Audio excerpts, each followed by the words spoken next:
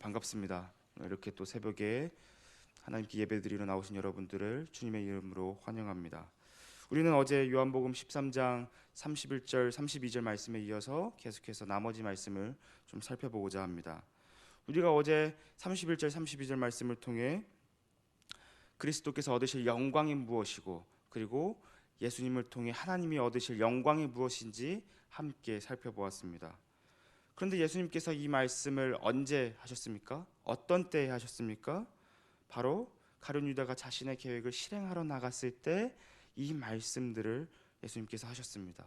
왜냐하면 가룟 유다의 계획이 진행하는 것은 예수님께서 드디어 고난을 통해 영광을 얻으시는 때가 되었음을 알리는 신호탄이었기 때문입니다. 그래서 예수님은 제자들이 앞으로 맞이할 그 어려움들을 잘 이겨낼 수 있도록 예수님께서 고난을 통해 얻으실 영광이 무엇인지 제자들에게 말씀하셨었던 것입니다. 이제 예수님은 본문 33절에서 제자들을 이렇게 부르십니다. 작은 자들아. 이 작은 자들아라는 헬라어 말은 테크니아라는 말입니다. 그런데 이 말이 요한일서에서는 7번이나 자녀들아라는 말로 번역되어서 사용되고 있습니다. 그러니까 예수님은 지금 제자들에게 자녀들아라고 말씀하고 계시는 겁니다. 이 말이 중요한 것은 예수님께서 유월절 만찬을 진행하는 가장으로서 제자들에게 자녀들아라고 부르신 것입니다. 유대인들은 전통적으로 한 가정의 가정이 유월절 만찬을 진행을 하고는 했습니다. 그리고 보통 막내가 유월절의 의미가 무엇인지 가장에게 질문하고 가장이 그 의미를 설명하는 형식으로 유월절 만찬이 진행되었었습니다. 이때 가장은 과거의 조상들이 이집트에서 해방된 사건, 출애굽 사건을 이야기하면서 동시에 현재 로마의 제국 아래에 있는 영적 포로기의 의미가 무엇인지 그 의미를 설명하고, 그리고 우리가 유대인들이 그 로마 제국에서 해방되어야 함을 기도 형식으로 자녀들에게 가르쳐 주고는 했습니다. 마찬가지로 예수님은 유월절 만찬을 진행하는 가장으로서 유월절의 참된 의미가 무엇인지 자녀들에게, 제자들에게 설명을 하신 것입니다. 그래서 예수님은 제자들에게 이렇게 말씀하시는데요. 본문 33절입니다. 자녀들아, 내가 아직 잠시 너희와 함께 있겠노라. 너희가 나를 찾을 것이나 일찍이 내가 유대인들에게 너희가 내가 가는 곳에 올 수 없다고 말한 것과 같이 지금 너희에게도 이르노라. 예수님께서 유월절의 의미가 무엇인지 알려주시기 위해서 무엇을 먼저 말씀하셨습니까? 예수님이 잠시 같이 계시겠으나 이제 예수님께서 제자들을 떠나실 것을 말씀하십니다. 그런데 제자들은 예수님께서 말씀하시는 이것이 어떤 의미인지 이해를 못하고 있는 것을 우리가 이 본문 말씀을 통해서 볼 수가 있습니다. 그래서 베드로는 자녀가 가장에게 질문하듯이 예수님께 주여 어디로 가시나이까? 라고 이렇게 질문을 하는 것입니다. 그러자 예수님께서는 이렇게 대답하시는데요. 본문 36절 하반절입니다. 예수께서 대답하시되 내가 가는 곳에 네가 지금은 따라올 수 없으나 후에는 따라오리라. 예수님께서는 베드로를 포함한 제자들이 자신이 가시는 곳을 지금은 따라올 수 없다고 말씀하십니다. 왜냐하면 예수님께서 가시는 길은 세상의 죄를 제거하는 어린 양으로서 가시는 길이시기 때문입니다. 이 길은 오직 참 하나님이시자 참 인간이신 예수님만 가실 수 있는 길인 것입니다. 예수님께서 이 길을 먼저 가셔야만, 하나님과 우리의 사이에 막힌 것을 뚫어주셔야만 나머지 제자들이 예수님을 따라 후에는 따라갈 수 있게 되는 것입니다.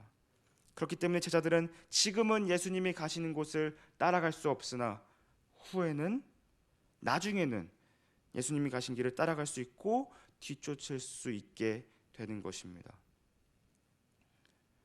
그렇다면 우리는 이 지점에서 한 가지 질문을 할 수가 있습니다.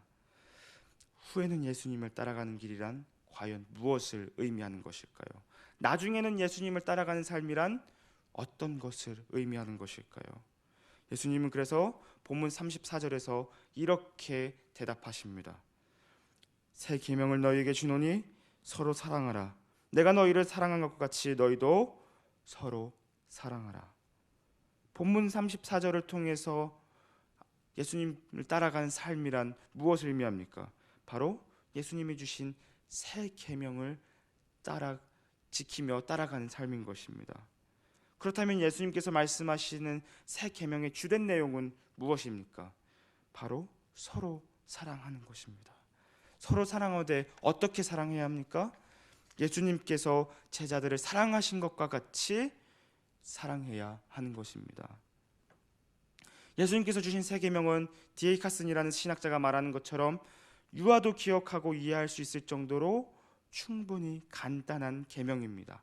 어린아이들도 이 말씀을 들으면 바로 암송할 정도로 아주 간단한 계명입니다. 그런데 이를 실천하면서 사는 것은 우리의 경험상 아주 어려운 일임을 우리는 너무나도 잘 알고 있습니다. 왜냐하면 우리는 예수님께서 제자들을 사랑하시고 우리를 사랑하셨던 것처럼 사랑할 수 없는 그런 존재들이기 때문입니다. 우리는 누군가를 서로 사랑하는 것이, 내 자신을 내어놓으면서까지 사랑하는 것이 본성적으로 매우 어려운 존재들입니다. 예수님께서 제자들에게 보여주셨던 사랑은 무엇입니까?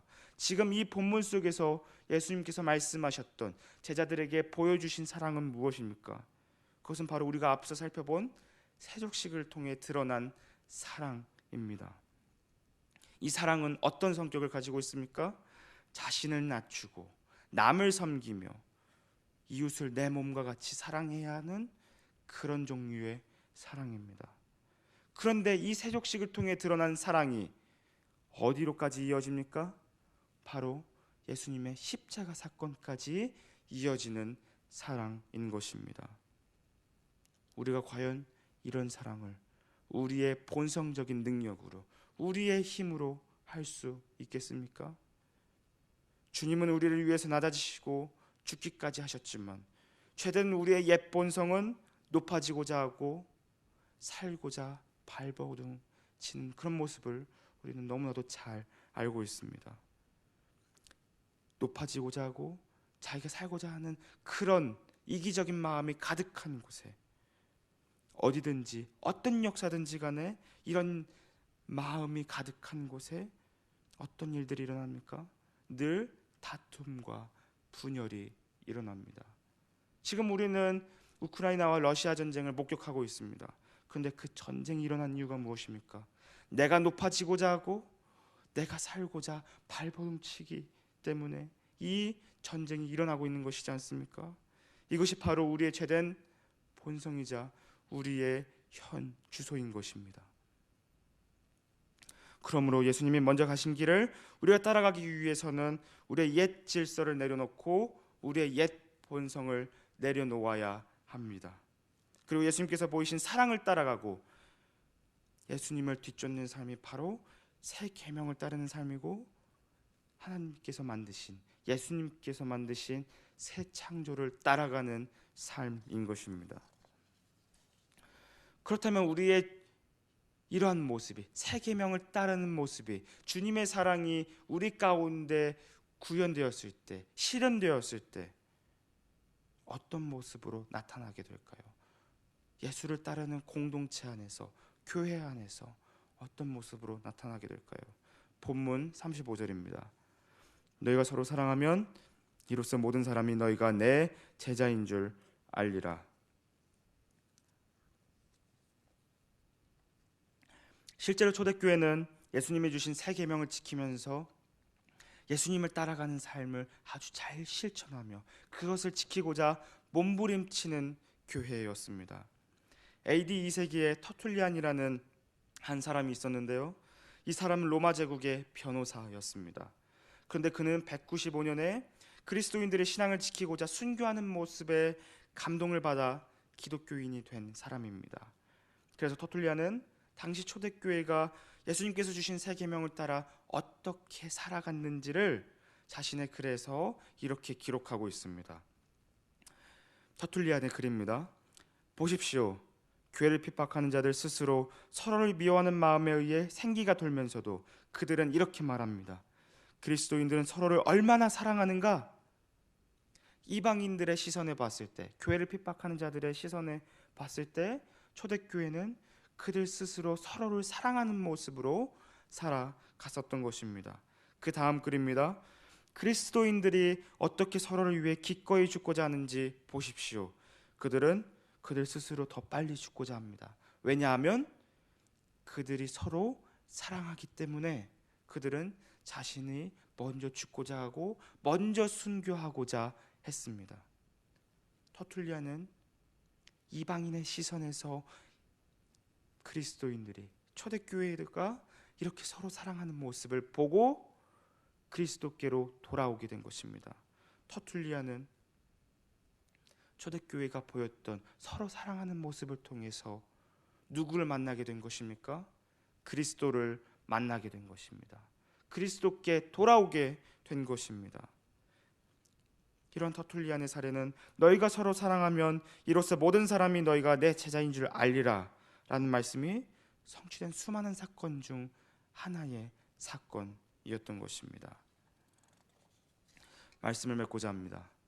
사랑하는 성도 여러분, 예수님은 우리를 위하여 하나님의 어린 양으로서 십자가의 길을 먼저 가셨습니다.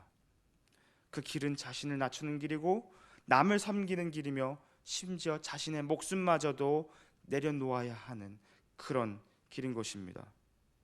그 길은 사랑으로 가득 넘친 그런 길입니다. 그리고 이 길을 먼저 가신 그리스도께서 제자들에게, 그리고 지금 이곳에서 예배를 드리고 있는 저와 여러분에게 이 길을 따라오라고 말씀하고 계십니다. 그러므로 우리가 이 길을 가기 위해서는 무엇을 지켜야 합니까? 예수님께서 말씀하신 새 계명을 지키면서 살아야 합니다. 그럴 때 세상은 우리가 그리스도의 제자인 줄 알게 될 것입니다. 그럴 때 세상은 우리를 통하여 그리스도를 발견하게 되고 우리를 통하여 하나님을 발견하게 될 것입니다.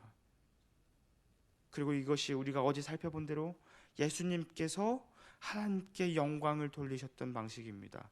예수님은 자신의 모든 삶을 통해 하나님 아버지가 누구신지 드러내셨습니다. 이제는 우리가 예수님을 따라, 예수님께서 가신 그 길을 먼저 따라가 그리스도께서 누구신지, 하나님께서 누구신지 드러내는 삶을 살아야 하는 것입니다.